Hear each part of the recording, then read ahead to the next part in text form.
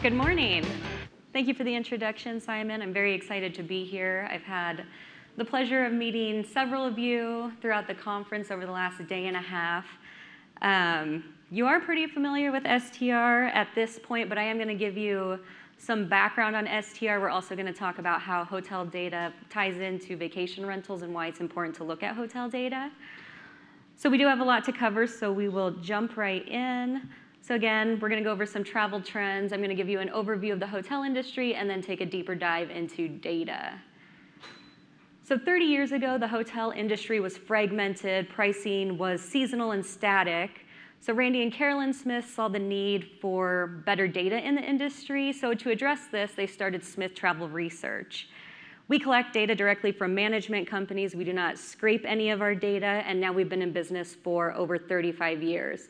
We have been successful due to our data quality and our data accuracy. We also do not own or manage any hotels or vacation rentals, so it allows us to have an unbiased view of the industry. So 30 years ago, data or information was gathered through, like Ralph said, taking pictures of license plates. They would see how many lights were on in a hotel to get an idea of occupancy. Two things happened in 1985, though, that led to the birth of revenue management. That was Robert Crandall, CEO of American Airlines. He implemented the first yield management system, and then Randy and Carolyn Smith started Smith Travel Research.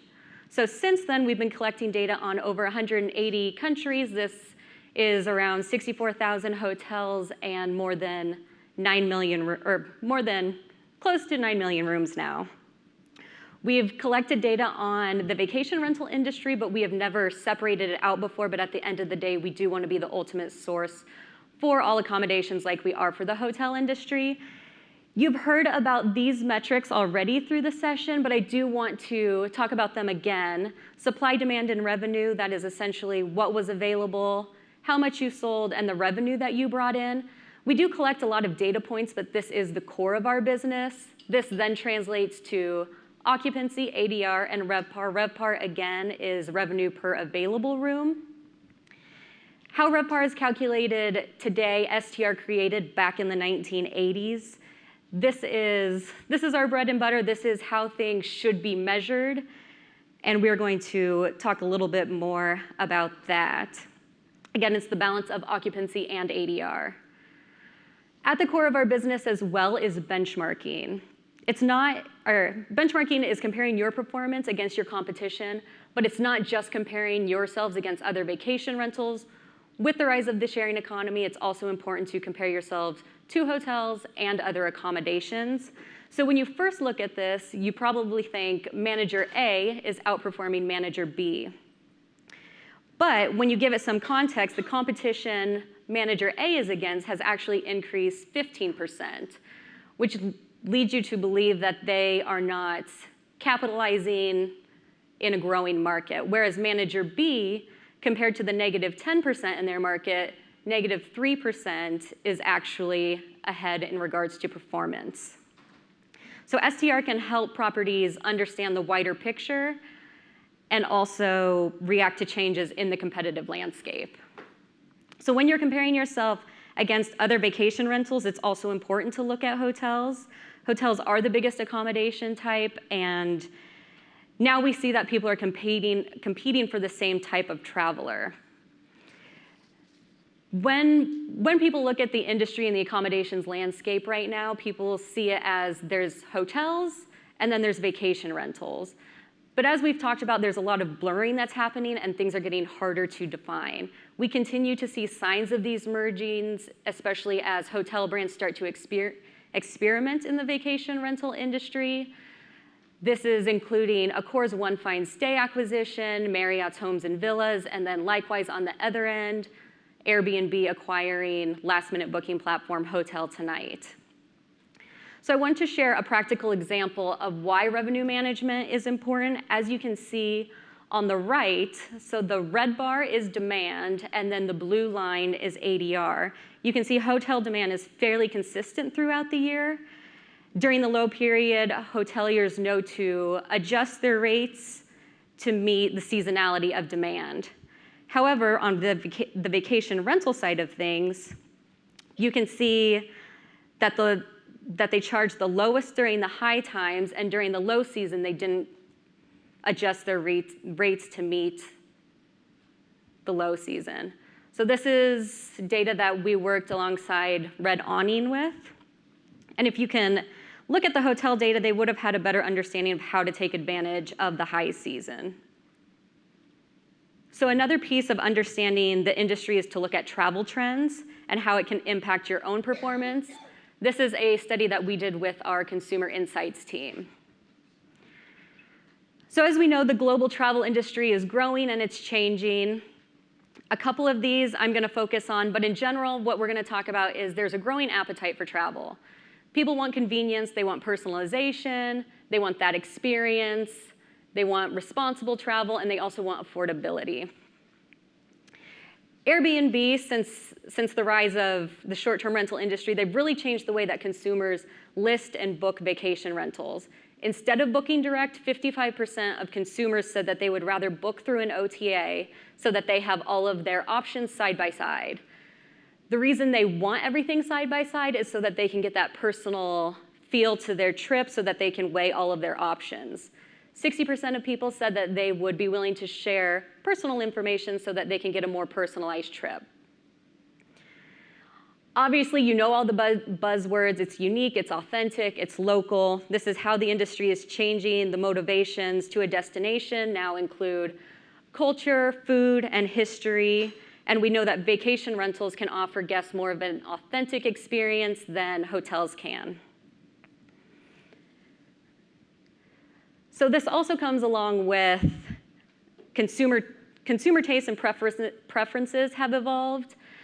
Affordable luxury is essentially how someone can trade one part of a trip to enhance another. That would be glamping, an example of that. The price and value of an experience is a key driver for this. So now I'm going to give you a very high-level overview of the hotel industry. As previously mentioned, it's important to look at hotel data. We know there's a lot of differences, but there's also a lot of similarities, so it's important to look at that. The hotel industry has experienced extremely strong growth over the last couple years. Occupancy is at one of the highest points it's ever been.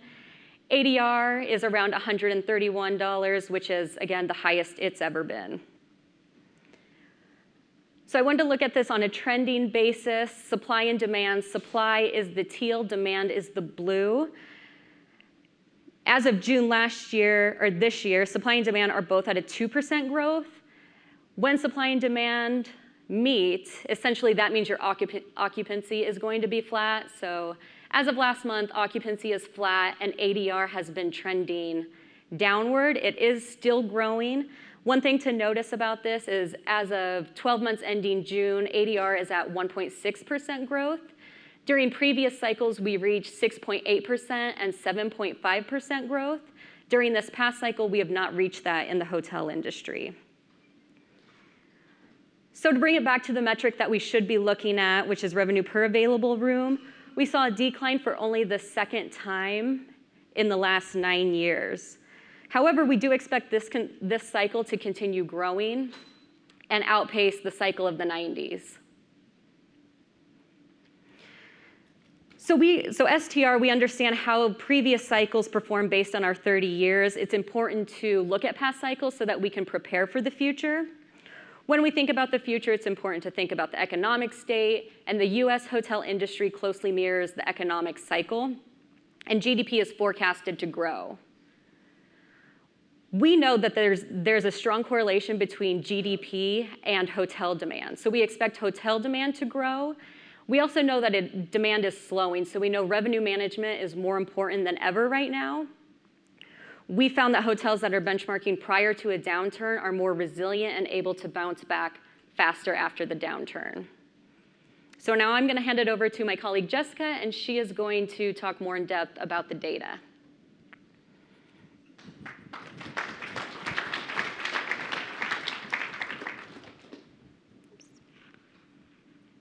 Good morning. Over the last day, you've heard a lot about revenue management theories and principles. Is anyone else here overwhelmed? Anyone? Okay. Well, don't worry, no more theory coming from me. I'm just going to take the data and put it into practice. So primarily, I'm going to be sharing hotel data today. We will share some short-term rental data as well. But generally, all accommodations compete for the same traveler. And while there are key differences between vacation rentals and hotels, as Mike nicely discussed earlier, we do believe that at the end of the day, you're competing for the same traveler. And our research has shown that performance between the two generally trends in the same direction. So we picked a few markets today that we believe a lot of people in the room will be able to relate to. As we're going through, think about how your properties in these markets perform in comparison. I've got a lot of data to get through in a short amount of time. Simon wants me to leave time for questions. So if you want the slide deck, please come over to our booth and I'm happy to send it to you. So we're going to talk about three primary vacation types today. We're going to talk about national parks, and this is any hotel within a 2-mile radius of a national park. We're also going to talk about downtown performance in the top 25 MSAs. And then the last vacation type we'll talk about is leisure markets. So we define this as any destination where the primary driver of demand is leisure travel. So examples are Orlando, Lake Tahoe, and Hilton Head. This chart is showing demand growth for each of these. And as you can see, downtown markets are outperforming national parks and leisure markets with year-over-year demand growth of 2.7%. In terms of absolute occupancy, downtown markets are again outperforming with actualized occupancy of 75%. However, all three vacation types are really seeing fairly minimal occupancy at this point in the cycle, which is similar to what we're seeing for the US as a whole. In terms of ADR, again, downtown submarkets lead with an average daily rate of $190. When you're looking at year-over-year ADR growth, though, national parks are growing faster than the other two with ADR growth of 4.8%. And in some ways, it's easier to grow for the national parks because they're starting with a lower base. And then looking at Revpar, because downtown markets lead in both occupancy and ADR, they're also going to lead when it comes to Revpar. Their Revpar for the 12 months ending in June was $141. But again, we see national parks with the highest Revpar growth year over year. So now we're going to dive a little bit deeper into each of these vacation types and look at specific markets within them. These are the major travel and tourism trends that we see impacting national parks. The main thing I want to highlight here is that there is a growing appetite for travel. About 331 million people visit national parks each year. So what we're seeing here is year-over-year growth for occupancy, ADR, and Revpar for the last 5 years. And as you can see, Revpar in June was up 2.4%. And this is being primarily driven by ADR. Occupancy is, again, getting very close to zero. Looking at the top 5 national parks in terms of year-over-year Revpar growth, this is what we have. The Everglades achieved the highest Revpar at $156. In terms of growth rates, though, the Great Smoky Mountains are achieving rates that are Revpar that's 14% higher than last year, which is remarkable. I mean, the fact that all of these national parks are achieving rates of 6% or Revpar of 6% or above is phenomenal. That's so much higher than the US average. So given that Gatlinburg was leading the way for Revpar growth, we wanted to focus in on this market. as you can see here, a lot of the supply in this market is economy. We've also got quite a bit of condotels and just a mix of different property types. So in this slide, we're benchmarking Gatlinburg, which is obviously part of the Great Smoky Mountains, against all other 60 national parks. And what you can see here is that Gatlinburg typically outperforms the other national parks. The exception is starting in November when wildfires destroyed 10,000 acres in Gatlinburg. We know that the wildfires destroyed multiple hotels and vacation rentals, and it's taken quite a long time for the market to recover. The interesting thing, though, is that hotel supply was actually not down very much in Gatlinburg. The primary cause in the decline was demand. People stopped going to the market because businesses and attractions were closed, and they thought the market was closed. But luckily, we are seeing a rebound in the market. It took about a year and a half to get there. But today, Revpar is at 7.8% up from the previous year. All right, now turning our attention to leisure markets. And as a reminder, these are markets where leisure is a big driver of demand.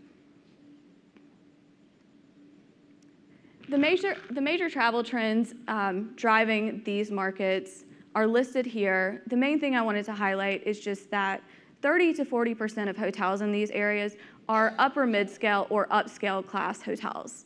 So we're seeing a growth in this segment, and that just shows to us that people are wanting nicer properties at a higher, at a reasonable price. Here we're showing a similar trend in terms of occupancy, ADR, and Revpar. Over time, all three are slowing, but Revpar tends to be positive at 2.3% year over year. Occupancy did finally drop for the first time in June of this year. These are the top 6 markets in terms of Revpar growth. So Los Angeles leads the way with an absolute Revpar of $194. Los Angeles also has the highest Revpar growth rate at 7.2%. Given that Los Angeles is kind of a mix of different property types, we wanted to highlight Orlando because we thought that was a bigger vacation rental market and might be more interesting to this audience. So year over year, Orlando Revpar is up 5%. This is what the hotel landscape looks like in Orlando. So you see a lot of economy properties down towards the bottom. There's also a lot of condotel, a lot of convention. So it's not just a leisure market, but it's a mix of leisure and business. Benchmarking Orlando against all other leisure markets is pretty interesting. We see that Orlando is a lot more volatile than most leisure markets. In June of 2019, for the 12 months ending in June, demand was down 2.1% in Orlando, while for most leisure markets, demand was up 1.4%. This chart is just breaking down the 3 core metrics for Orlando. So again, we see the occupancy is down. It's negative 4.4%, which is driving Revpar down to negative 2.8%. And if you'll notice, in 2018, there was a big spike in the data. And anytime you have a year that has significant growth rates, it's hard to continue growing the same amount in following years. At STR, we also collect data from school districts to understand how many students are on break. We do this in partnership with Intopia. So the teal line here shows the percent of school district students on break, and I think it's orange or red line, shows occupancy for Orlando. And so you can see that there is a correlation between when students are on break and hotel occupancy. So information like this is important to look at because then you can better set your rates and forecast for the future. And lastly, because we're talking about Florida, we thought we should throw in a hurricane slide. So the image on the left is the path of Hurricane Irma in 2017. And then the chart on the right shows the markets from south to north. So the markets that were directly in the path of the hurricane saw the biggest impact. Year over year, the Florida Keys occupancy was down 42% during the time period of the hurricane. Naples was down almost 23%. Luckily, though, Orlando occupancy benefited and was up 7%. And we believe this is because people were leaving the other parts of Florida and taking refuge there. All right, and the last market we're going to talk about today is downtown submarkets. So you might be saying this is not really a leisure destination, but what we've seen in recent years is that we are seeing more and more leisure demand to cities. So we thought it'd be interesting to highlight this today. These are the major travel trends that we see driving downtown demand. So there is, like I said, a growing appetite for travel here, and people want to experience the unique local flavors of each individual market. So this chart is just showing supply for downtown areas versus non-downtown. And you can see that at year-end 2018, supply in downtown areas was up 3%. Compared to other downtown areas, and when I say other downtown areas, I'm talking about in the top 25 markets, supply was only 2%. So hotels are seeing this desire for additional accommodations and building there. So downtown submarkets are trending pretty similarly to national parks and to leisure markets. All are seeing a slowdown in all of the metrics that we're talking about. And notably, in the last few months, occupancy in downtown submarkets has started to decline. In June, it was negative 0.8, while Revpar was 0.6. And then here are the top 5 markets when it comes to downtown submarkets, Revpar growth year over year. So Detroit is actually leading the way, which is a little bit surprising. Revpar growth year over year was up 10%, but I think given the revitalization of the city, it actually makes sense. In terms of absolute Revpar growth, Nashville leads the way at $181. So today we're going to focus on Nashville. As you can see here, there's a good mix of different hotel types in the market. One of the most interesting trends we're seeing is an influx of boutique hotels. People are coming to the market and wanting unique places to stay. Benchmarking Nashville versus all other downtown markets is really interesting.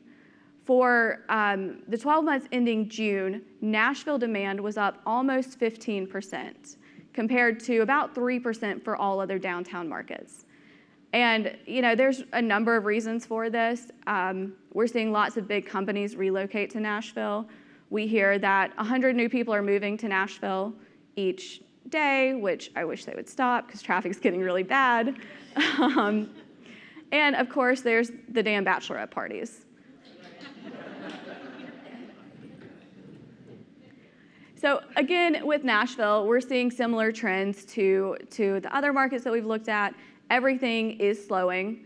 Notably, occupancy for the 12 months ending in June is down 1.9%, but this is not taking into account supply.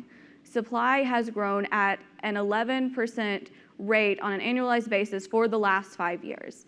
I don't think there's any other market in the US where supply is so substantial.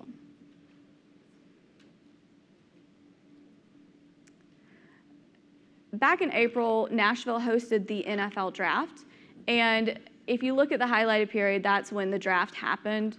So you can see a huge spike of about 15 to 30% during the time period of the draft for ADR. But you'll notice that the blue line is occupancy, and it really didn't increase at all. So that speaks to, again, the high supply growth in Nashville for hotels and also short-term rentals.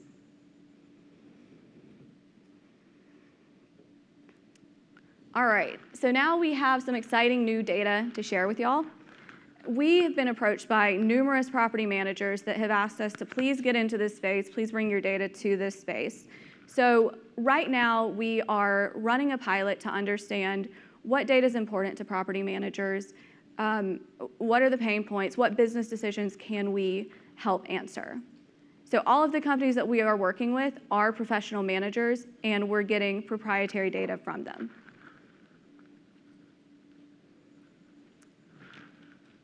All right, so here we're showing the different types of vacation rentals by size compared to hotels. Hotel occupancy and vacation rental occupancy trends very similarly, but hotels are outperforming in terms of occupancy. In June, occupancy for hotels was up 80% compared to 75% for vacation rentals. In terms of ADR, obviously, vacation rentals have higher rates, and the reason for this is because they're bigger, they have more amenities, so it makes sense. For June, ADR for vacation rentals in total was $235 compared to $156 for hotels. And because ADR for vacation rentals is so much higher than hotels, obviously Revpar is going to be higher for vacation rentals as well. So Revpar for vacation rentals is $50 higher than for hotels.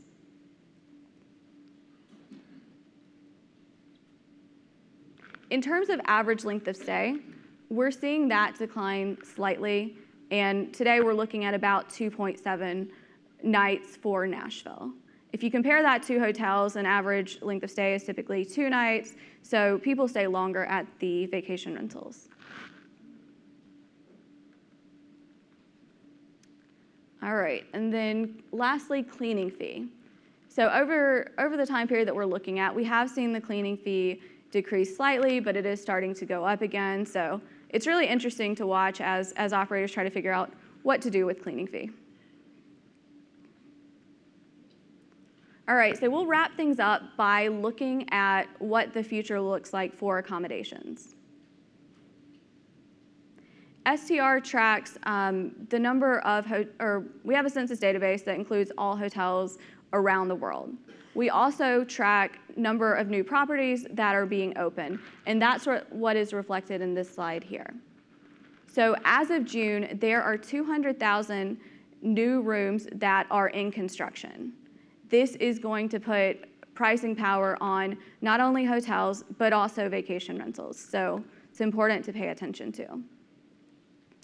Notably, though, we are still below the prior peak, which was in December 2007, but our forecast does show that supply is going to continue increasing for the next few years.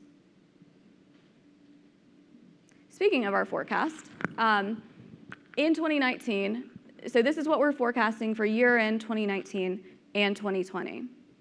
For 2019, we think that supply and demand are both going to end at 1.9% up from the previous year, which means that occupancy is going to be flat. For ADR, we're forecasting 2.3% growth, which means Revpar is also going to be 2.3. Looking at 2020, our forecast shows 1.9% Revpar growth for the year.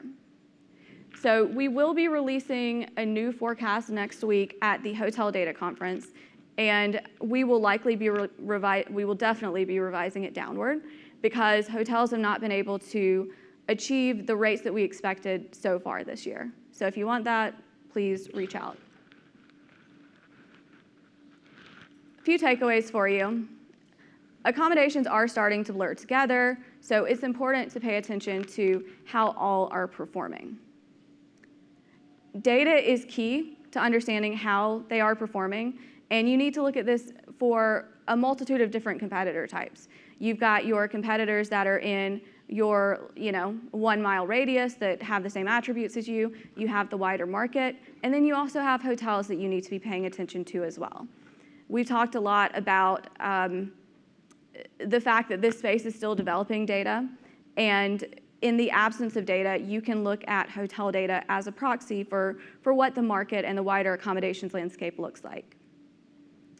A growing appetite for travel, along with the desire for more unique and authentic experiences, is driving demand and changing the accommodations landscape. So we see this with the development of boutique properties, with the development of new short-term rental types. So it's really fascinating to watch.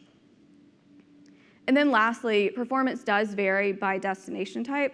So it's important to use this data to understand your wider market and tourism trends. Thank you. Simon, you've got a few minutes. So kind of you, Jessica. Great job. We love data. So I have a few questions for you. STR is really the home turf is hotels, right? Mm-hmm. So maybe not everybody is familiar in the audience about your data sourcing technology. Mm-hmm. I think, as we heard a lot, crap in, crap out. So how do you consolidate your data? Yeah, great question. So we've had about 35 years to refine this. But basically, we get data in from a few different methods. We have integrations with different companies. Users submit the data individually, lots of different ways. But once we take the data in, then we have a number of different checks that we go through. We have checks to make sure that the data submitted is accurate, and we're looking at events that are happening in the market to make sure that we're accounting for that when we go back to them and say, hey, this data you sent us isn't accurate. And we also run isolation and sufficiency checks to make sure that no property we're reporting, or no aggregate that we're reporting on, makes up too much, because we would never want to isolate any one property or company. But does that mean that hotels report their data directly? There's a mix of both. We get data from hotels PMSs. Directly and PMSs.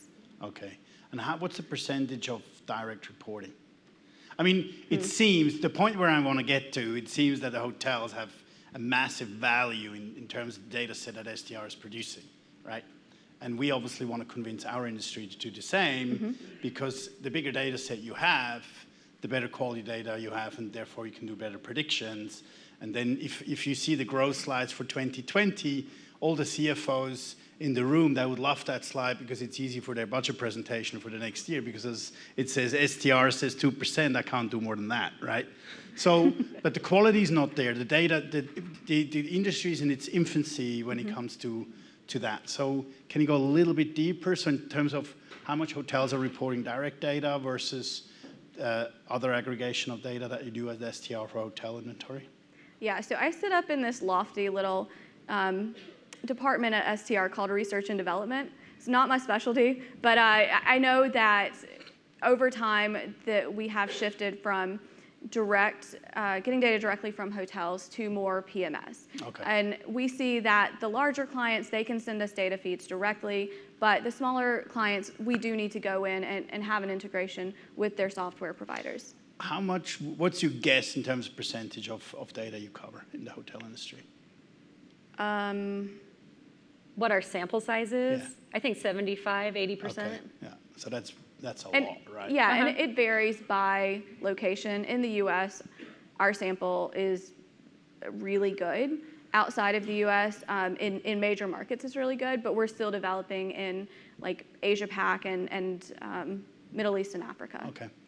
So moving on in terms of comparing the industry, and we heard a lot about Revpar, and we can change it into whatever it is. And obviously, when we look at the data and say Revpar, you say obviously in the hotel industry is a lot lower than what it is in the short-term rental industry. But do we need to adjust our KPIs and metrics? And how do we match that with the Revpar of the hotel industry to really have a comparison data set? Because at the end of the day, in terminology, revenue per available room, how would that translate into a 10-bedroom villa somewhere in the United States, right? And if we want to compare that with ADR, compare it with the hotel industry, we should start breaking that down. So would that translate that we have to change our methodologies? And I'm really sorry to confuse the hell out of everybody, thinking that we probably have it down pat, but we haven't yet. Do we need to adjust that to make it comparable? Because obviously STR is moving now into the short-term rental space as well. Yeah, so I mean, I think we're all still learning about the space. It's still growing and learning. That's why we're doing this pilot.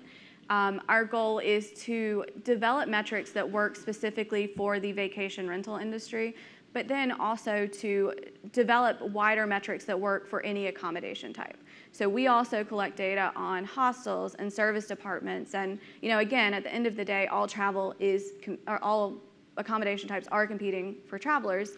So it is important to ultimately look at everything, but I know in this industry, we're not there yet.